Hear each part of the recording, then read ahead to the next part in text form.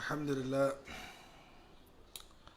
Alhamdulillah, يخلق ويختار وأشهد أن لا إله إلا الله واحد القهار وأشهد أن محمدا عبده ورسوله مصطفى المختار صلى الله عليه وعلى آله وأصحابه المهاجرين منهم والأنصار وسلم تسليما كثيرا. أما بعد. Assalamu alaikum wa rahmatullahi wa barakatuh. Alhamdulillah, continue with our tremendous series dealing with the Kitab al-Siyam in Buloogh Muram from Ibn Hajj al-Asqalani rahmatullah ta'ala alayh, the book of fasting that comes in Buloogh Muram. We're going to do two hadiths today by the permission of Allah Jalla wa Ala. And those two tremendous hadith is number 557 and 558. All right. They're going to be dealing with two different topics, but alhamdulillah, we'll be able to cover them this morning bi'ithnillah and learn some precious jewels pertaining to these two tremendous hadith. Now, the first hadith is narrated by Abu Hurairah radiallahu ta'ala anhu. That's 557, where he mentions that anna Rasulullah sallam qala la yahillu afwan.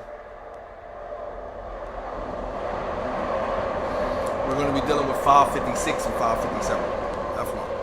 وعن أبي ذر رضي الله تعالى عنه قال أمرنا رسول الله صلى الله عليه وسلم أن نصوم من الشهر 3 أيام 13 وأربع عشرة و15 وراه النسائي والترمذي وصححه ابن حبان. All right, in this tremendous hadith, narrated Abu Dhar radiallahu anhu, he says Allah's Messenger sallam commanded us to fast 3 days in every month. All right, on the 13th, the 14th, and the 15th. This hadith is collected by At-Tirmidhi and Nasa'i and Ibn Hibban, graded to be authentic. Now, I want you to understand that we're not talking about this is not obligatory fast. This, as we said before, this is dealing with voluntary fast. They call them Sawm Tatawwur. All right, it's dealing with voluntary fast, not obligatory fast. All right. So the virtue of fasting 3 days out of every month, in terms this is voluntary, it's mustahab, it is not obligatory. There is no sin upon you if you do not practice this practice. So do not become alarmed because of the hadith of the wording Amarna Rasulullah. The Messenger of Allah commanded us. All right, so which makes it seem like it's an obligation here. All right, Sheikh Salih Fawzan Hafidhullah, he commented on this tremendous hadith after going over the source and the taqreej, meaning the source and the authenticity of the actual hadith.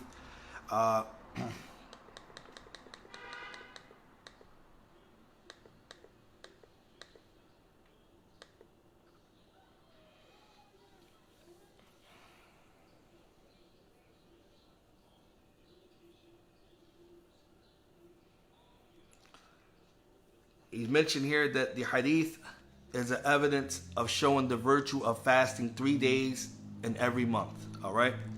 And those 3 days here in the hadith that we just read is talking about the 13th, 14th, and 15th, all right, of the month, which is the Hijri month, according to the Islamic calendar. And we're going to get into the reason why they are known as Ayyamul Bid. Why do they call these the white days? All right. وهذه أيام بيض سمي بذلك. He said the reason why they were given these names لبياد ليلها بالنور القمر, because the night whitens up, it brightens up, because it brightens up during these nights due to the moon. All right, the moon is fully bright during these nights, meaning the 13th, 14th, and 15th. وقد ورد حديث أبي هريرة رضي الله تعالى عنه قال. Also, there comes another narration from Abu Hurairah رضي الله تعالى عنه, who says, Awsini Khalili, my beloved friend, meaning the Prophet ﷺ, advised me with 3 things. Siyamu thalatha ayyama min kulli shahr, to fast 3 days out of every month. Wa rak'ati duha, and to offer 2 units of prayer for Salatul Duha. Salatul Duha is also a Salatul Tatawwur, a Salat that is nafil. It might be, many people are not used to practicing Salatul Duha when it is actually done before Dhuhr, but it can be done in the morning. It can go up to 8 rak'ats by the permission of Allah Jalla wa Ala. Here he says to make 2 rak'ats for Salatul Duha. All right, and وأن أوتر قبل أن أنام, and to perform the witr prayer before I go to sleep, and to perform the witr before I go to sleep. All right. Also, it comes from Mu'ad al-Adawiyya that she asks Aisha radiallahu ta'ala anha, أكان رسول الله صلى الله عليه وسلم يصوم من كل شهر ثلاثة أيام? Did the Messenger of Allah صلى الله عليه وسلم fast 3 days of every month? She said, no. Aisha responded and said, yes. So she said to her, when did he begin to fast? When would he start his fasting out of each of the month? All right. So Aisha radiallahu anha says, لم يكن يبالي من أي أيام الشهر يصوم. That the Prophet ﷺ wouldn't concern himself with when to begin in the month to fast. All right. So you might say here it sounds a little bit pragmatic, because we got the hadith of Buloogh telling us what? The hadith of Buloogh is saying that the Ayyamul Bid is the 13th, 14th, and 15th. He said, Amarna Rasul. The Prophet ﷺ commanded us to fast. And then he mentioned those days specifically. All right. But here the hadith of Aisha is not saying that. And it's an authenticated hadith. It's actually saying that Aisha said that he didn't concern himself and which days to do it. Also, the hadith of Abu Huraira, which mentions also a hadith that it mentioned that he will say fast at the beginning of each month, all right, which still doesn't mention a specific days. So how do we understand all of this? We're going to get into it, inshallah ta'ala.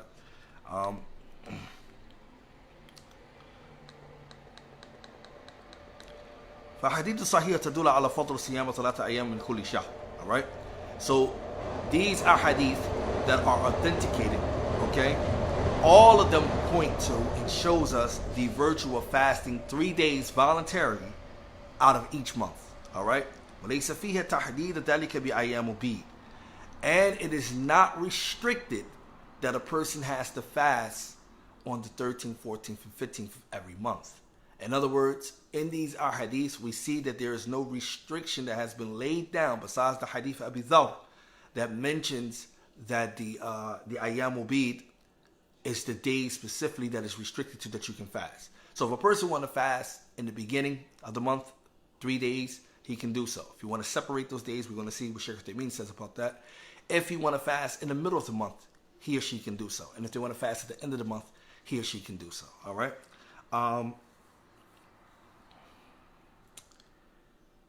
He says, كما ورد في حديث الباب, just as is stated in the hadith that is mentioned in this chapter. وقد روى الحارث بسنده عن موسى بن سلمة قال سألت ابن عباس عن صيام 3 أيام بيد فقال كان عمر يصوموهن.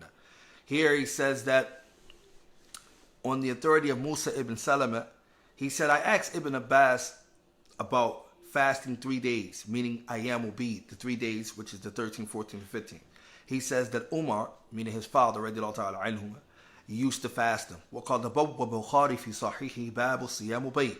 And Imam Bukhari has a chapter in his book which he titles the chapter heading he titles Fasting the White Days. All right? وَكَأَنَّهُ أَشَارَ بِذَلِكَ is as if the Shaykh is saying that he was alluding to that.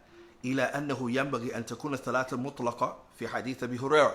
That he was indicating that it's a restriction of these 3 days that Abu Huraira was mentioning, that out of 3 days out of every month, that it was restricted to Ayyamul Bid. It's as if the chapter heading of Imam Bukhari was alluding to the fact that he was of the position that Ayyamul Bid is what is to be understood. Those 13, 14, and 15 days were understood from the actual hadith. All right?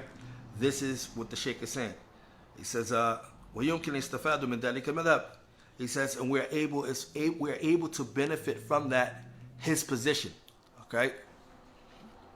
He says, قال الشيخ عبد العزيز بن باز, the former mufti, رحمة الله تعالى عليه, he said, حديث الصحيحة مستفيدة عن الرسول صلى الله عليه وسلم ليس فيه ذكر بيد بل يصوم متى شاء كما في حديث عبد الله بن عمر في صحيحين وأبي هريرة في صحيحين أيضا وحديث أبي درداء في المسلم وهي الصح بكثير من حديث أبي ذر. فإذا صام 3 أيام من كل شهر في العشر الأول أو في العشر الأوسط أو في العشر الآخر حصل له أجر. So look how the ulama be able to harmonize between these hadith.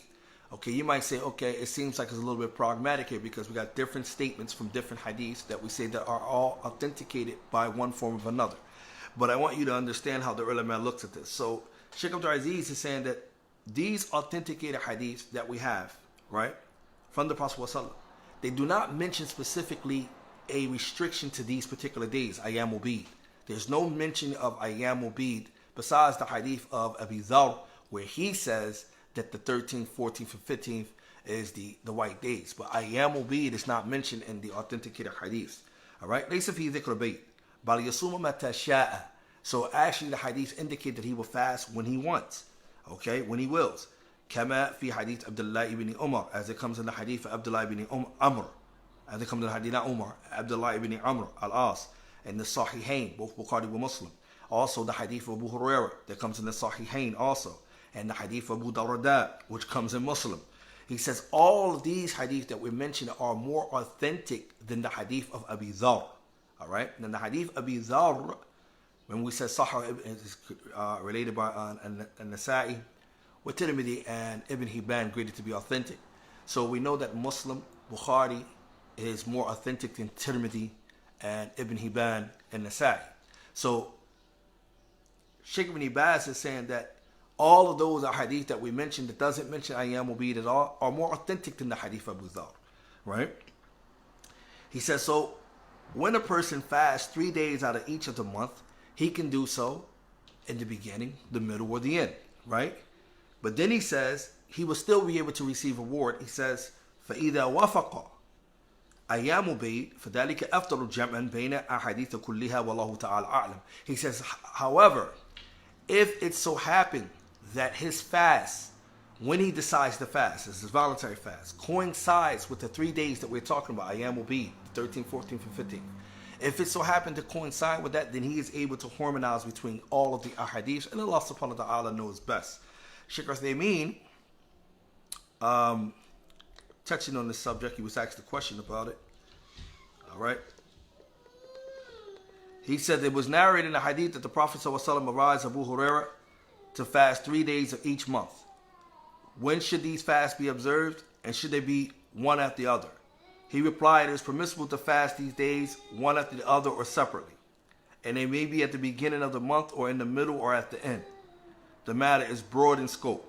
He said it is permissible to fast these days one after the other. So in other words, you don't have to do it consecutively. All right, you don't have to fast back to back, which also shows that what? Sheikh Uthaymeen doesn't hold the position that it have to be 13th, 14th, and 15th. All right, he's going to talk about that, but if you can separate them, then you don't do it the 13th, 14th, or 15th. You can actually separate the days. So don't have to specifically be Ayyamul Bid. F1.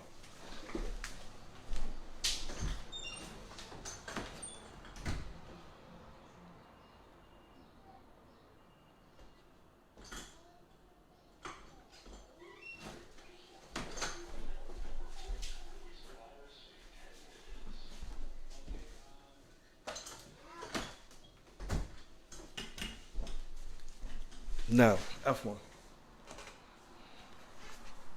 So he says here, so they can be in the beginning, middle, or the end. So it coincides with what Sheikh Ibn Baz was saying, all right, from the authenticated hadith, that the person can pick and choose whenever. Because of the hadith of Aisha makes it clear.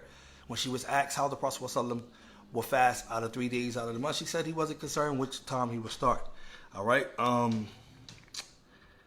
And he mentioned it. He said the matter is broad in scope, alhamdulillah, because the Messenger of Allah ﷺ did not state any specific days.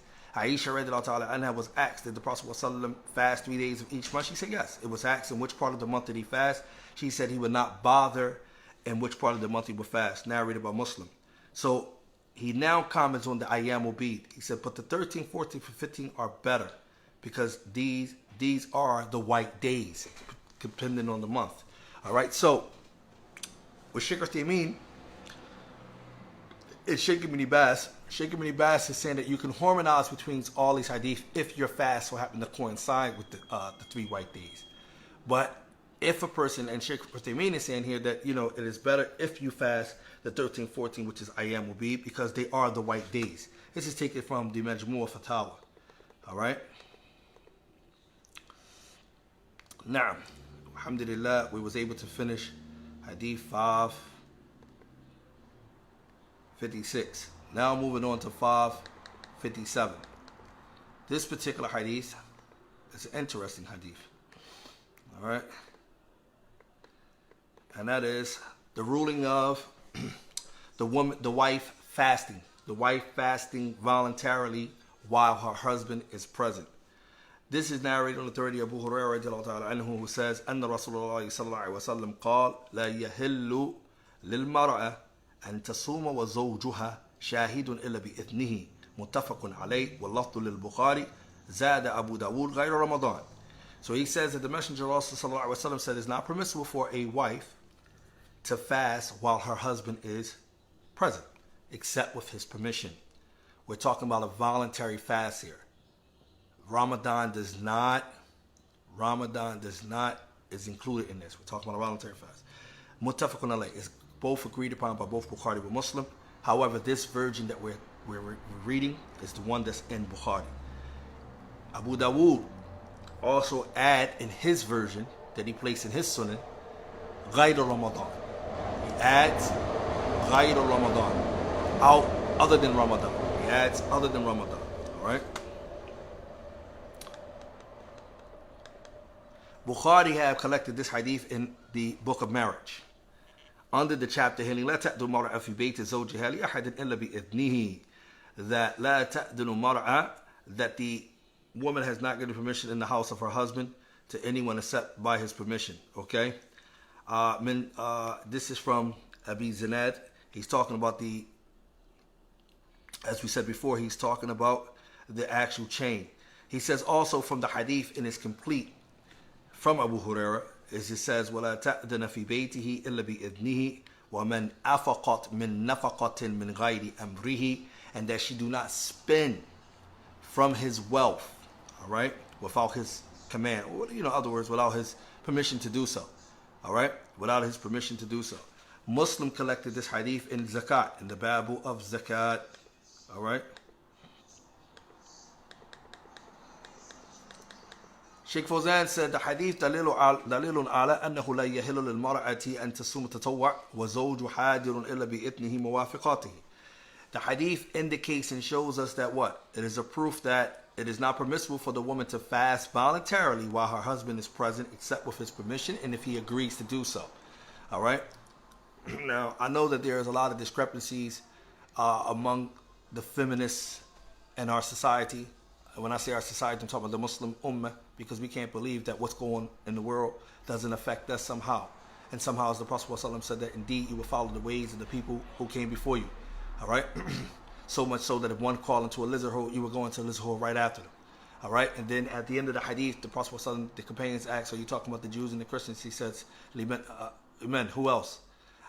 It's understood that most of the things that goes on in society, in the world that we live in, we're going to be affected by that. And the reason why I'm saying it is because Islam does not encourage feminism. And sometimes some people think that it must be equality between sexes. So when we're talking about a woman needing the permission of her husband in order to fast voluntarily, all right, and we're going to get into the reason why some females, because of they've been touched and influenced by feminism, they believe, but okay, what about the permission of the husband? What about the wife having the need of having her sexual desires being fulfilled? What about etc., etc.?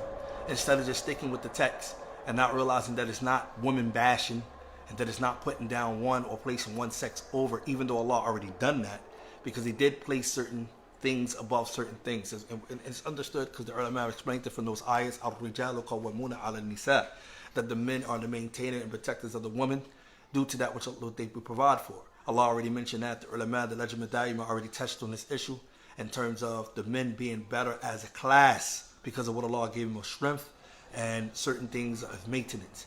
But as far as individually, a woman can surpass a man. A man individually, a man and a woman, that don't mean that the man is necessarily better than the woman.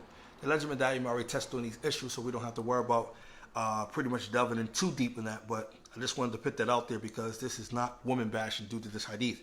He says, لأن حق الزوج واجب على زوجته, because the right of the husband is obligatory upon his wife. Meaning, in other words, it is his right.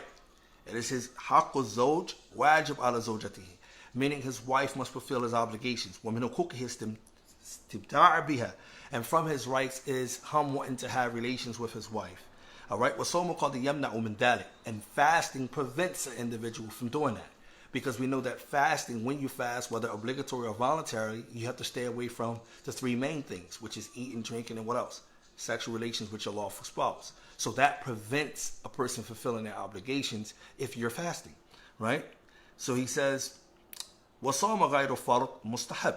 And fasting other than an obligatory fasting, then is recommended. وَقِيَامُ بِالْوَاجِبِ مُقَدِّمُ عَلَى قِيَامُ بِالْمُسْتَحَبِ. And it's understood. This is a principle that all of us need to place in our mind and understand this, is that he's saying that establishing the obligatory acts takes precedent over establishing the recommended acts. This is something that we must understand.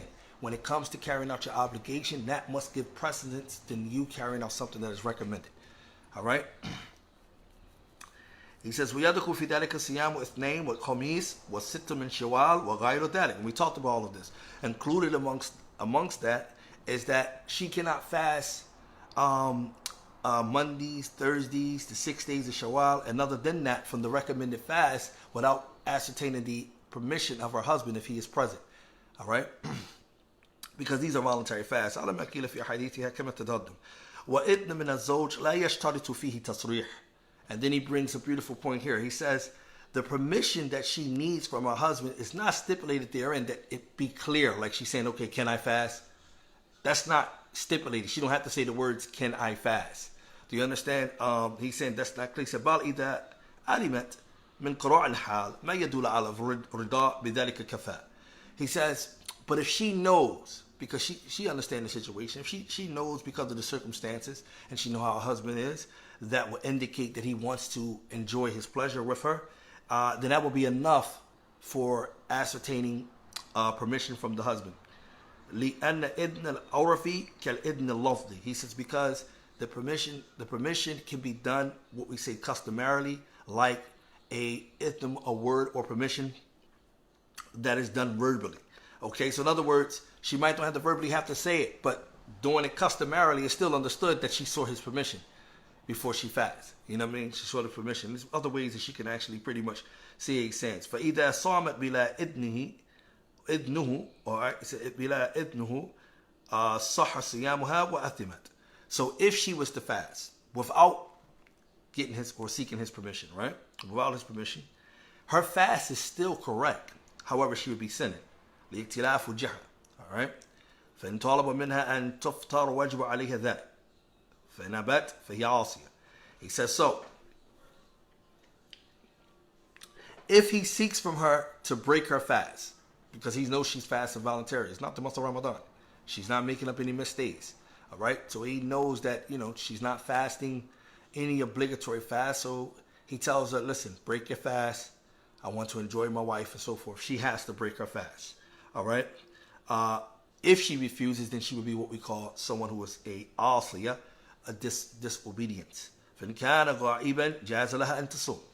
the case that the husband is not there, he's absent, he's not even here, all right, then she don't need to seek any permission. Due to the understanding of the statement of the Prophet ﷺ, while her husband is present. So the condition the Prophet ﷺ is saying is that he is present, all right, and she knows that he has a right over her, and his rights will take, his obligations will take haq or precedent over that of what's that? He says, he says, as for her fasting while he's absent, she doesn't really, it doesn't waste anything from his rights or his obligations because he's not even there. He says, as for the obligatory fast, كرمضان أداء أو قضاء فلا يحتاج إلى إذن الزوج فتصومه ولو كره ذلك. He says like Ramadan, okay, or making up missed days, then there's no need to seek the permission of the husband. For rather she is to fast it whether he dislike it or not, because there is no obedience to the creation and disobedience to Allah subhanahu wa ta'ala. Now I want to mention something here. This shows you, and it shows the men and also shows the women, that how detailed Islam is. That also, even in this case, it shows you that the woman should be at some level subservient to her husband. All right?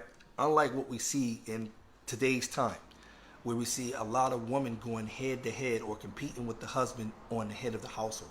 And this is multiple factors why this can actually happen. But still, at the very least, a believing woman who is striving to be upon Iman, she want to make sure that the balance is understood, that she's still submitting to the text of Allah Azza wa Jal.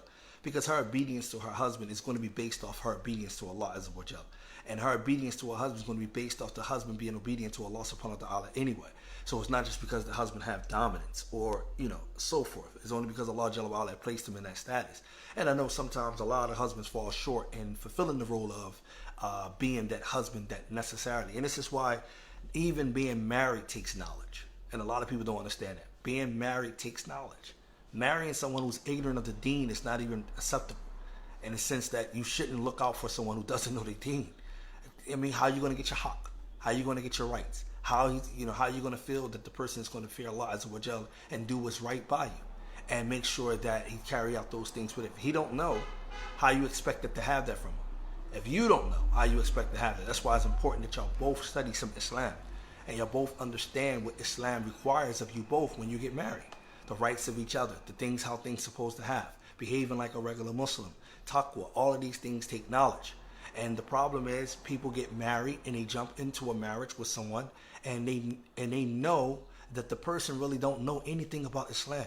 They just went with the look. They went with what was said. Okay, you got a reputation, you got this, you got that, or she this or she that. And they really don't know about Islam. And they're both going to harm each other more than they're going to help each other.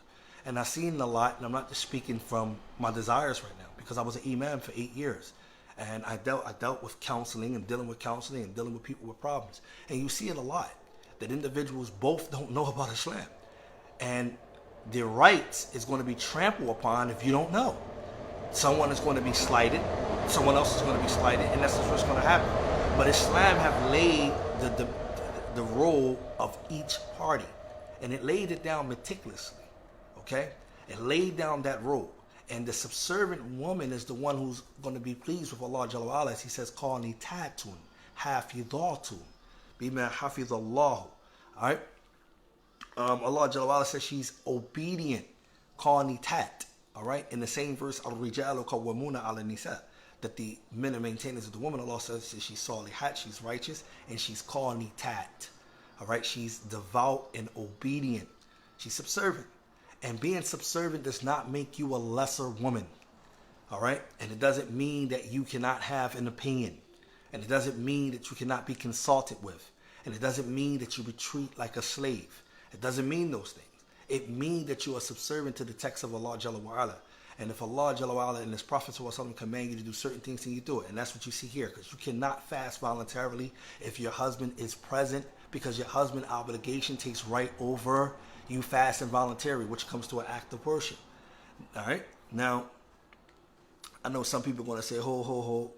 But what if it's the case that the wife wants to fast and there's no obedience to this or that? So Imam Nawawi, and I want to read Imam Nawawi's statement here because he deals with this.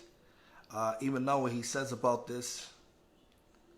He says this is to be understood as referring to voluntary and recommended fasts that are not to be done at a specific time. This prohibition was stated by our companions. The reason for that is that the husband has the right to be intimate with his wife on all days, and this right must be fulfilled immediately and cannot be delayed by a voluntary action or obligatory action that could be done later on. All right, so he mentioned two issues here. The first issue that we must understand is that when it comes to carrying out the commands of your husband, it should be fawran. It should be immediately. All right? That's number one. When it comes to carrying out the commands of your husband, it should not be delayed. It should be forward. All right? But, sometimes people don't actually work towards that, right? And it should not be delayed. Also, a voluntary action or an obligatory act, that can be done later on. We're not talking about if it's an obligatory act that must be done in the time that you're in and your husband is trying to, get your attention and so forth like that. But we're talking about obligatory action that you could hold off. Right, then it can be delayed. He says, it is said that he should let her fast without his permission, and if he wants to be intimate with her, he can do so and break her fast. The answer is that if she fasts, that usually prevents him from being intimate with her because he would not want to spoil her fast. Okay, she's fasting. Why would he want to corrupt her fast? Why would he want to stop her? Even though he has the right to do so, but why he want to stop her when she's doing something good? So that might deter him from actually carrying out his obligation, which is slighting him which even though she's doing something voluntarily and which is not even obligatory. So he might deter him altogether. So no, right? With regard to the question of saying, even though that is an act of ibadah and there is no obedience to any created being if it involves disobedience towards the Creator, we respond, even though we said yes. But if a woman does not observe a voluntary fast, that is not an act of disobedience or sin. Rather, what is sinful is not fasting in Ramadan. Hence, a woman should fast Ramadan without her husband's permission, as indicated by the word of the hadith narrated by Abu Dawood and At-Tirmidhi, when he says other than Ramadan. So, in other words, here, if it's no sin on her anyway, if she don't fast the voluntary fast, and there's no disobedience on her anyway, so what's the problem? You ain't going to get no sin if you leave off the voluntary fast, period. It's no act of disobedience if you leave off the voluntary fast. You can break it anytime you want to break it. There is no you don't have to make up the voluntary fast at all. So if that is actually the case, then what's the problem in terms of you being subservient to your husband? All right? Unless you don't want to be subservient to your husband and you want to carry on. And anyway, that's why the Sheikh Fawzan, he says earlier, in abat, if she does what? If she refuses, then she is asiyah. She is disobedient. And I know we say we're talking about the wife too heavy here and we're not talking about the men, but I just wanted to bring up this point because sometimes the men need to understand that to get the obedient wife, you must at least follow the guidelines that Allah Jalla wa Ala and His Messenger Sallallahu Alaihi Wasallam set down for us. All right? Because sometimes you're not going to pick out an obedient wife that's going to actually adhere to all of this or even heed to it. That's not even her lifestyle. That isn't her lifestyle. That isn't her understanding. She's not even inquisitive enough, or she don't really want to seek knowledge to know about this stuff. And all she's worrying about is assessing you dunya-wise and what you can do for her dunya-wise. And that's where the buck stops. So in that case, then you're not going to get what you're looking for. This is why Allah Jalla wa Ala made it clear. فَصَالِحَاتُ قَانِتَاتُ حَافِظَاتُ بِمَا حَفِظَ اللَّهُ. Allah Jalla wa Ala says you pick the righteous woman, all right, and you pick the qanitat, the obedient woman. He's telling you which women to pick because these are the women that's going to listen and pay attention and follow these things here, these guidelines, all right. He says here, going on for إِذَا صَامَ بِلَا إِثْمِهِ. See, we covered that. He says, لكن إن كان حاضرا وقد حجرها ولا يستمتع بها كما يقع من بعض الأزواج أو عنده زوجة أخرى استقنى بها ولا يقيم لهذه الوزن ولا يلتفت إليها فأظهر أنها لا تستأذنه نظرا إلى معنى. So he says also she don't have to seek his permission when it comes to voluntary fasting if the case that he is present. However, he pretty much stand away from her. He made a little hijra of her, which the Prophet ﷺ said the hijra of the husband and the wife should not be done outside the home. All right? So it's permissible to do hijra, to abandon, to boycott, in other words, to boycott your wife or your spouse. It's permissible to do it, but it's conditions for it to be done, and it shouldn't be done outside the home. All right? And Shaykh Uthaymeen, he goes into explaining the hadith, the ayah, al-Rijal qawwamun. He goes into that about the hijra and how the hijra should be done, and different things. And he breaks down 3 levels of how that actually should be done. But at any rate, it should be due to something as far as nushuz that she have done, not because you want to just act like, and I think that's the new norm now. I guess we got to act up with one another and then go act crazy, and this is the toxic part. So we got to act crazy, and then after we act crazy, we got to get it in. And then we act crazy, and then we got to get it in. And then this is what the norm become. And so the children, all they see is mommy and daddy, or, they argue, fight like cats and dogs, and then they cool a minute. Then it's go right back to it. And that's become the toxic. That's got nothing to do with Islam. That got nothing to do with Islam. That got nothing to do with any sanity. How can you actually get together and build something? You can't build nothing like that. If me and you are fighting like cats and dogs all the time, how can we build? What's the direction? What's the goal? What's the objective? What can we get? What can we do? You're worrying about this, I'm worrying about that. We're not even on the same page. That's not going to work. This is why Islam need to be taught between both of the parties. Y'all both should be students of knowledge. Y'all both should be seeking ilm. Why? Because it's going to humble you both. Ain't no big eyes or little U's. I'm in a marriage, okay? If we both studying knowledge, we both seeking knowledge, I don't got to worry about you feeling like you're here and I'm feeling like I'm there. It's going to bring us closer together if we both having what they call a pure niyyah, an intention for why we are seeking the knowledge in the first place is not to lord it over one another, but to seek Allah's face and to make Allah pleased with us. If this is the case, then you're going to find that it's going to bring harmony in the marriage. Just like they say, the family that prays together stays together. In other words, if they pray truly, though, fulfilling the conditions of the prayer. You know what I mean? You find some men and you find some women who don't even, they live in the same home and they don't even pray together. They don't even offer salat together. You understand? You got one praying when they want to pray. You got the other one praying when the other pray. Even though the men is required to pray in the masjid, but in the case like we had right now, you know, masjids are closed. So you find a lot of this going on. And this caused a lot of separation. So when it comes to carrying out these type of commands and hadiths like this, it's hard to get to it. You know what I mean? So we have to really start paying attention to it. And that's the beauty of Islam, man, because when you get married, you want to get married to the point where as though you and the person you are married with, y'all embarked on a journey and y'all have the right guidelines and y'all have the destination where y'all need to get at. It's your job to help each other get there. And the only way y'all going to do that is filling up that fuel. That fuel is going to be filled with ilm, knowledge, and taqwa. I mean, it's going to be filled with that knowledge, it's going to be filled with that taqwa, and it's going to require a lot of patience between both of you. All right? So it says here, if he's present, or if he's in a polygynous marriage. In other words, he abandoned you, he don't want to be with you, and you know that he don't want to be with you. So she can fast. She don't need his permission here to fast voluntarily because she know he don't want no desire with her. And she's not slighting his right. But if he has another wife and he's preoccupied with the other wife and he's not preoccupied with her and he's not looking towards her direction, then she also don't need to seek his permission because he's preoccupied and she's not slighting his rights. This is what the Sheikh is saying here. All right. He says, and this is due to what we see of the actual meaning. He says, because the reason in the hadith that tells us which in order for her to be prevented from fasting the voluntary fast is her observing his rights, his obligations, okay, that he has over her. And from amongst his rights is what? To have relations with his wife. Mafkuda huna, all right? That can be caused to be lost here, all right? He says, وهذا اختيار الشيخ عبد العزيز بن باز رحمه الله والله تعالى عالم. He said this was that position that was chosen and selected by Abdul Aziz ibn Baz, rahimahullah, and Allah subhanahu wa ta'ala knows best. And Allah, he said Allah subhanahu wa ta'ala knows best.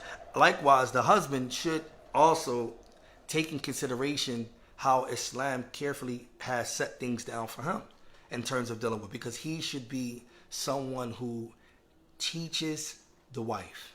And if he doesn't have the ability or the capability to teach his wife, he should provide her with the means so that she can learn, but from the correct sources.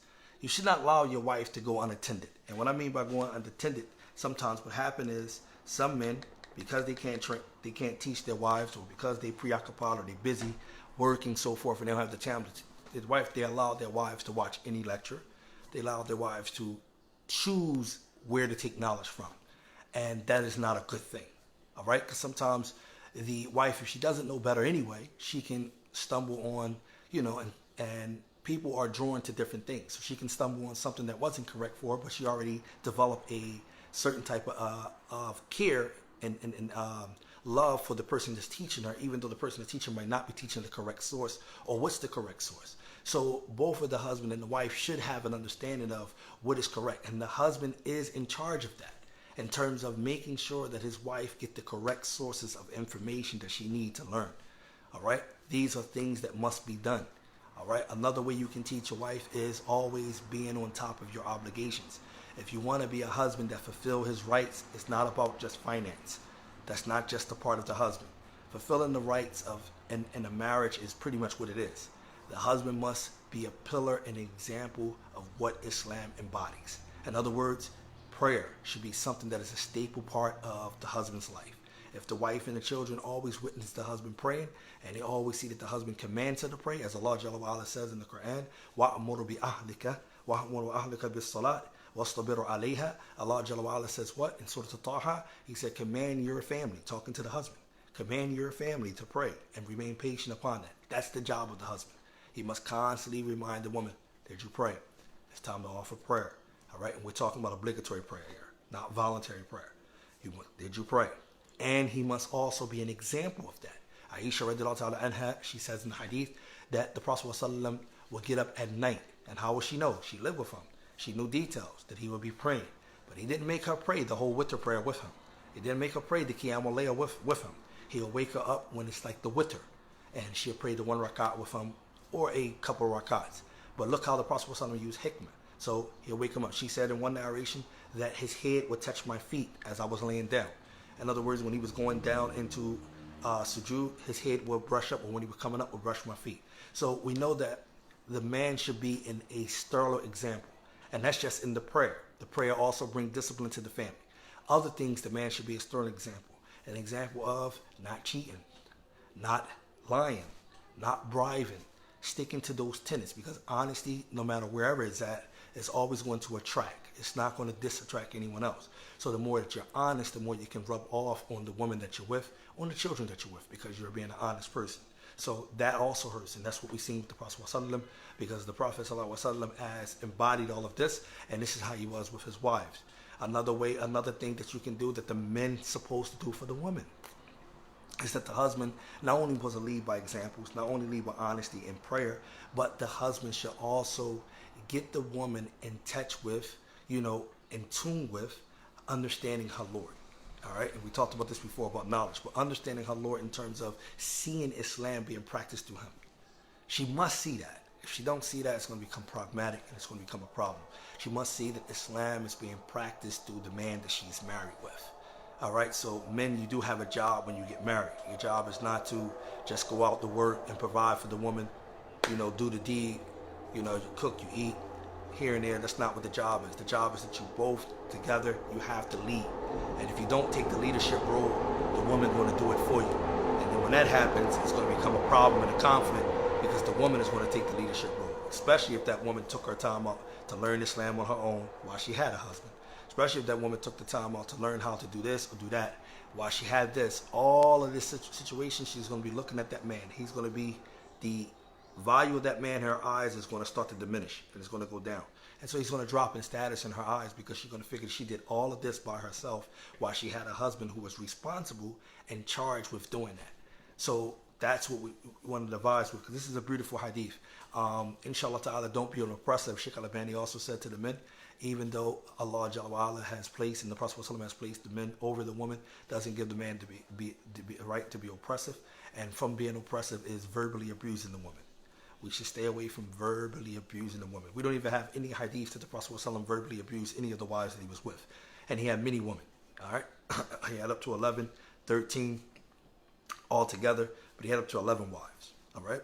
So we don't have one report from any of the wives that the Prophet ﷺ verbally abuses his women. All right? That's something that all of us, even myself, we have to work on that. Verbally abusing the woman would not cut it. You can't pit a woman down and at the same time have expectations of her doing better. She's not going to want to take from you. All right? You keep putting her down, and at the same time you want to raise her up, or you want to tell her this and tell her that. She can look at her like, what I'm dealing with, a two-headed snake here? This guy just called me everything in the book, or put me and then now he wants me to, and this is why the Prophet ﷺ said what? Don't be like the individual that treats his wife like a slave, he beats her like a slave, and then he wants to have relations with her the same night. Doesn't make sense, right? Another thing is, from oppressing the woman is, do not physically abuse her. All right? Verbally abusing is bad enough, but to physically abuse a woman, because when you physically abuse a woman, it doesn't stop just because you hit her one time. It builds up, and then that control mechanism come in, and then all the extra stuff comes in, the arrogance and all that, and then you just find yourself just constantly beating her because you figure she didn't leave you the first time you beat her. All right? She didn't leave you the second time, so this builds up, and now you done killed the self-esteem of a lost servant, because now her self-esteem is in her ankle. And she's keep trying to wrap around the fact that either one, you had potential, and she's still thinking you can get to that. Two, she's somewhat saying she's in love with you. And three, once she realized that the love is really not there, it's hard for her to get out of this constantly thing that was going on. So then you abuse the woman, and Islam comes to actually defend. The Prophet ﷺ said what? Defend the what? The orphans and the weak ones, and that's the women and the children. So how is Islam promoting to defend the weak ones, the woman and the children? And here's the husband, who's a Muslim, beating the woman. Does that make sense? He's actually beating the weak ones that the Prophet ﷺ actually ordered us to defend. That don't make sense. That don't promote Islam at all. You know what I'm saying? So if you're going to be a husband, then be a husband in the correct way. And then it also brings other problems. That woman might have brothers. That woman might have cousins. which also leads to a whole nother problem, because they're not going to sit around idly and just let you beat the woman, like you want to beat her, and then at the same time they don't supposed to do nothing about it. So it escalates to a lot of different things. And men, you have to know, beating a woman is a cowardly act. I don't care what you say and how you say it. She had a mouth, she had this, but Allah Jalla tells us in the Quran, وَضْرِبُوهُنَّ. You know what the ulama says about it? Sheikh Suleiman Ruhaili was talking about this. What does it mean when the ulama talks about the ayat where Allah Jalla says, وَضْرِبُوهُنَّ, and strike them and discipline them, right? The ulama said that you should, first of all, it's like taking, Sheikh Suleiman Ruhaili said, it's like taking a miswak and you hitting her like that with the miswak. Not in the face, because it's impermissible, first of all, to anyone in the face, whether male, female, or whether believer or non-believer. That's number one, right? Because of the hadith of the Prophet ﷺ, which makes boxing haram. But you hit her light, whereas those no bruises or marks should be left on her. This is how you hit, if you're going to discipline her. But that beating her up, which is so toxic, and she fighting back, and y'all thinking y'all really doing something, just beating her up like that, that's not cool. That's a cowardly act. Beating on a woman like that is a cowardly act, and I don't care what no one say. In anger, the Prophet ﷺ said anger is what? That's why he said the strong man is not the man who can wrestle or overcome another one, but it's the one who can what? Control their anger. Because people get killed. I lost an aunt due to domestic violence. My aunt got stuffed, stabbed up, and put in the closet. The man didn't turn himself in 3 days later. But anything can escalate with anger, and you can just lose it. So you're beating on this woman, and you're beating on this woman, and the next thing you know, you hit her in the wrong place, and she check out. Just like that, in a bout of anger. And you're beating on her. It's a cowardly act. And it's something that we ask Allah Jalla wa'ala, if you're going to say you're Muslim, then you are obliged by the Book of Allah and the Sunnah to behave in Islamic manner. And also remember, the woman is watching you. So if she's watching you and the children's watching you, what they think Islam is and what they know it is still going to funnel through how you actually carry it out. So those women want to take Islam from the man that they are with. Do you understand that? That's where they're going to take Islam from. And if all they've seen from the man is things that contradicts against Islam, if Allah Jalla don't have mercy on those women, and those women don't leave Islam on account of that, and Allah preserve their faith, and just because they had a bad apple who actually went against Islam, then that's a ni'mah. But sometimes you don't get that. I done met a female who said, I was married for 10 years. She was uncovered. And she mentioned to me, she let me know clearly that, I'm no longer covered, I no longer practice Islam. Because the man that I was married to, X, Y, and Z. And we know, you can say, okay, well, you're Islam. Because I said the same thing to when she said it to me. I'm saying, okay, Allah Jalla wa'ala is Allah. You know what I mean? You was worshiping Allah, not worshiping the man. Yeah, we can say that, but we don't know the inner workings of how this stuff works. This is why you have to stay away from it. Because psychologically, you can do damage. And when you psychologically do damage to somebody, you can do damage to somebody spiritually. You can do damage to somebody emotionally. You can do damage to somebody physically. Once you do that damage, you don't know the ramifications of the damage. You don't know how the extent of it actually is. And then if you get someone turned away from Islam, you don't know how that's going to look with you and Allah. Someone who was actually eager for Islam, you got them to turn away from Islam because you were being a monster and a tyrant, beating on a defenseless woman. At the end of the day, when I say defenseless, I'm not talking about she can't fight back. She can. Some woman out there actually puts some men to shame. We're not saying that. But when I say defenseless, we're talking about in the context of the hadith. The Prophet ﷺ said that the women are what? They are part of the weak ones. The children and the women are part of the weak ones. All right? So we have to really take time. And I really wanted to I'm sorry for going long, but I really wanted to bring that up because one minute we get these hadith and some men puff their chests up like, see, you got to be subservient to the men. See, you got to be subservient. But that man need to be a man worthy of being subservient to. And he can do that because Allah placed you in that position. But you have to fulfill that position. Just because you're a man don't mean you have the position. You have to fulfill the position. And the way that you fill the position is that what? The Prophet ﷺ made it clear. He said, the best of you are those who are best to their families. And he said, what did he say? He's giving you an incentive here to show you how this is supposed to be done. He says in the same hadith, he says, and the best of you to their family is me. So in other words, take my example and how I deal with my woman folk and how I treat them, right? Because Allah Jalla wa'ala also says, لَقَدْ كَانَ لَكُمْ فِي رَسُولِ اللَّهِ أُسْوَةٌ حَسَنَةٌ. Indeed, in the Messenger of Allah, you have a beautiful example. That's not restricted to just his clothing. That's not restricted to just this. So if the Prophet ﷺ was like that with his wives, and he showed you I am the best when it comes to my family, then we should try to emulate the Prophet ﷺ in regards to being the best to our women. All right? That's what we should try to do. And that means if you don't want a woman that's going to be on your bad side, then try to pick a woman that the Prophet advised you to pick to in the first place.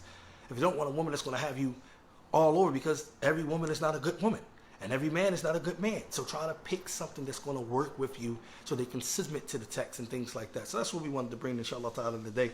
Sorry to go a little bit long-winded with that. We ask Allah Jalla wa'ala to strengthen us, strengthen our marriages and our bond through knowledge and ilm, through patience, through mercy, through compassion, and through examples. We ask Allah Jalla wa'ala to allow us to really embody Islam the way that Islam is need to be embodied. I mean, we ask Allah subhanahu wa ta'ala to realize that there are people watching. Not only is Allah watching, not only the angels are recording, but then you have the people in the household that is watching. If you learn anything from the story of Yusuf, what did happen? When she went to go snatch his shirt, there was someone there. There was someone there. You go back to the tafsir, you will read that there was a witness, as Allah mentioned, was shahid. There was a shahid in the actual home with them. And also, you have to understand that we have shuhada in our homes. For those of us who have children, they are the people who, as Sheikh Uthaymeen said, they are the casualty of war. So when a war breaks out between the husband and the wife, the casualty of that war is going to be the children. So we have to look at that. We ask Allah Jalla wa'ala to allow us to be